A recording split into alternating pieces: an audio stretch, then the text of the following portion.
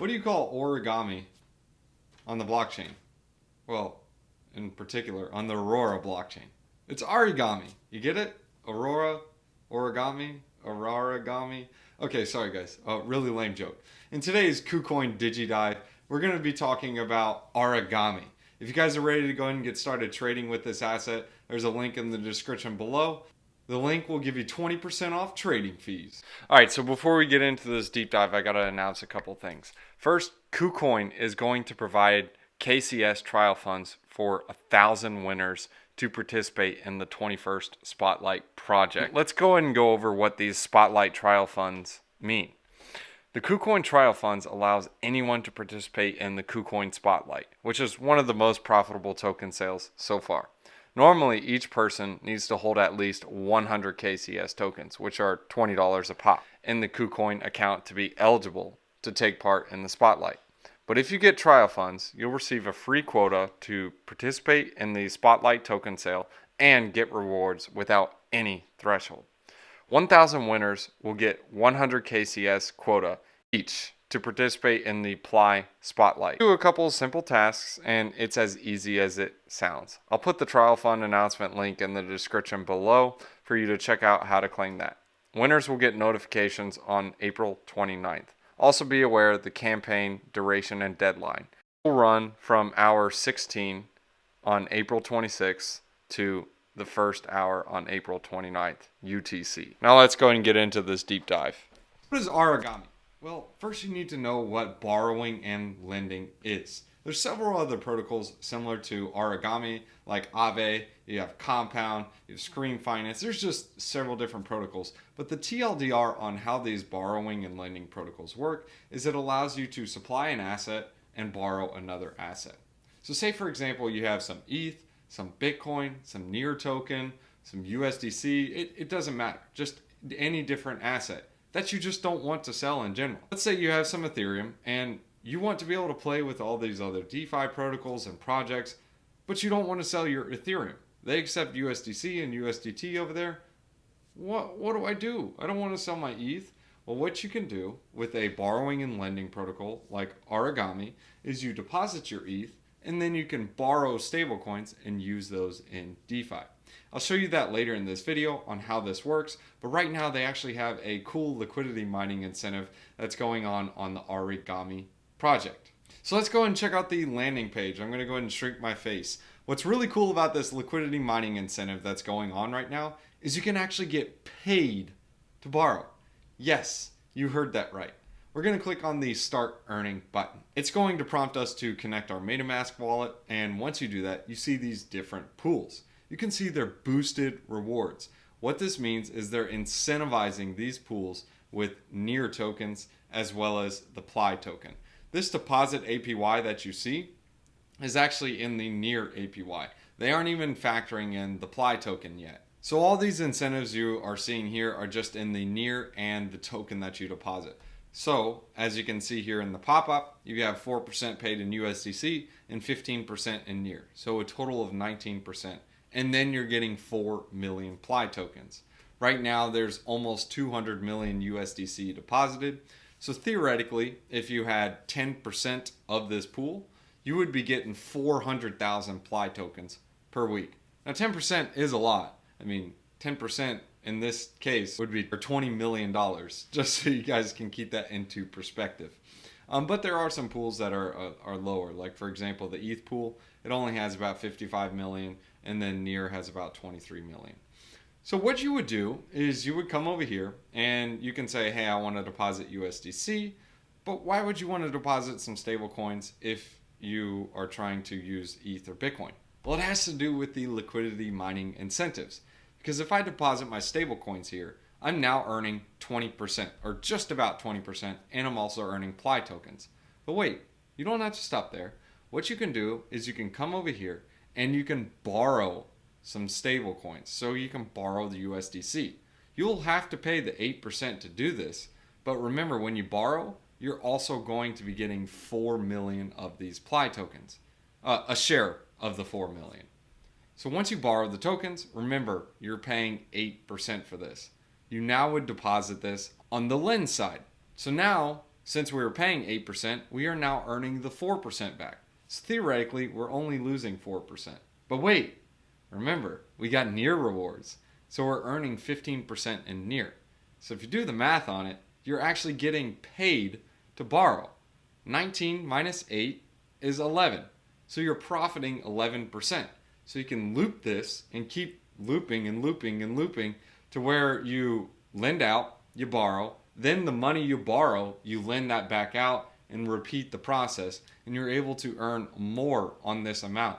So theoretically, if you started with $1,000, you were able to borrow, lend, borrow, lend, borrow, lend, to where it's a little over $4,000. And that has to do with the loan to value ratios. Bear in mind, this is not without risk. There is a chance of liquidation if you lever up too much, hence why you see the total supplied is more than the total borrow. Now, if you're just literally wanting to have a place to where you can deposit some Ethereum and Bitcoin as collateral so you don't have to sell it, so you can get some stable coins, this is a cool platform to do it because you're going to get paid in order to borrow. What do I mean by this? Well, if I deposit ETH over here, I'm getting paid 23%. This is actually very high compared to several of the borrowing and lending protocols. And then I can go out there and borrow 8% in USDC. I'm still in the green. I'm making 15% on my ETH and my loan is free. The reason I say 15% is 23 minus 8. So it's free money now that I can go take and use in DeFi, and I can go get a yield elsewhere to where it pays for my loan. So basically I'm just getting compounding free money.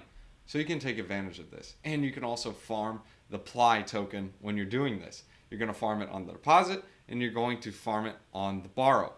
So that is a way to get these PLY tokens. Now they have an interesting tokenomic use case on the PLY tokens in general. And this has to do with the rewards.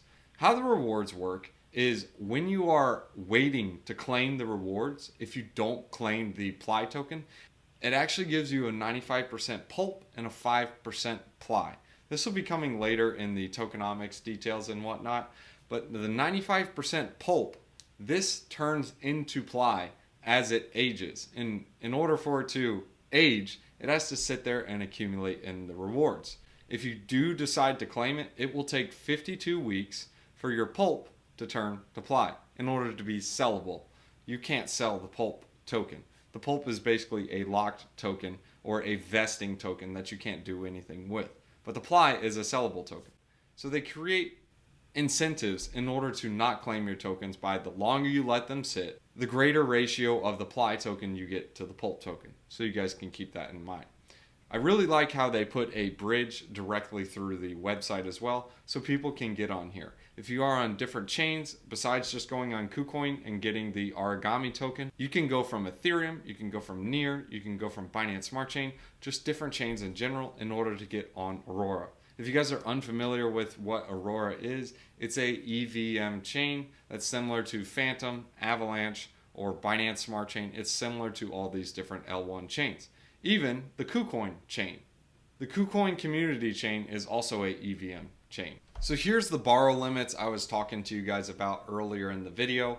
These are different for each and every token. The stablecoins will have a higher borrow limit, but the crypto assets like Near, Bitcoin, Ethereum will have a lower collateral ratio to where instead of being able to borrow up to like 85 or 90% of the value, it would be significantly less. And the reason being is due to volatility. How these borrowing and lending protocols work is through oracles and liquidations. If the token goes under a certain price, there must be a certain amount of spread in order for these oracles and liquidation bots to create the liquidation in order to keep these vaults above water. Being below water is not a good thing because then all the lenders, they don't have their money to withdraw. So keep that in mind. As you can see here, the borrow utilization, 75% green, relatively safe. Between 75 to 90%, this is orange. This just means be very careful. And then 90 to 95 is red, which is risky. And then the highest risk is 95. Once you hit 100, it's game over. You lose your collateral, and if you're looping, you lose everything. So be very careful with doing something like that. So if you're going to play the looping game, just understand what you're getting into. Overall, what are my thoughts on Aurigami? Well, I like Aurigami being that it's a borrowing and lending protocol. I like the ability in order to lend out my ETH or my Bitcoin or near token in order to borrow some stable coins and still participate in DeFi. Whereas normally, if I wanted to play with the other DeFi games, I would have to sell my position.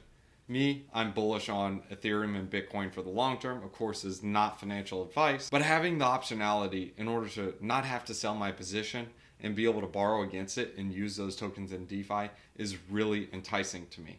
Now, as for the PLY token, time will tell. We'll see what happens.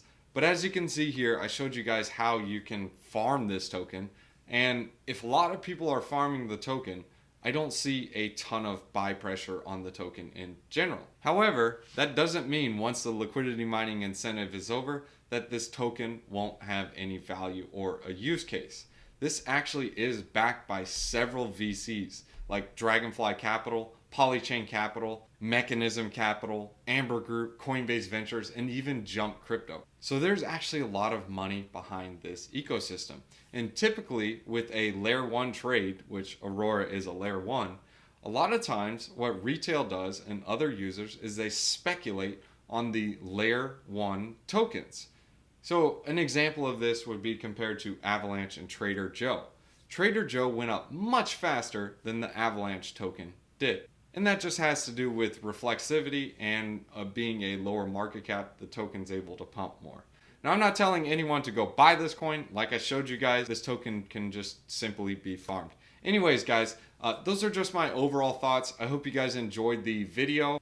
If you guys have not already subscribed to the KuCoin YouTube channel, there's a red button down there. Go ahead and do that now. And if you want to check out some of the previous KuCoin digidives, there's one here, and here, or I don't know, there. Thanks for tuning in, guys. We'll see you in the next one.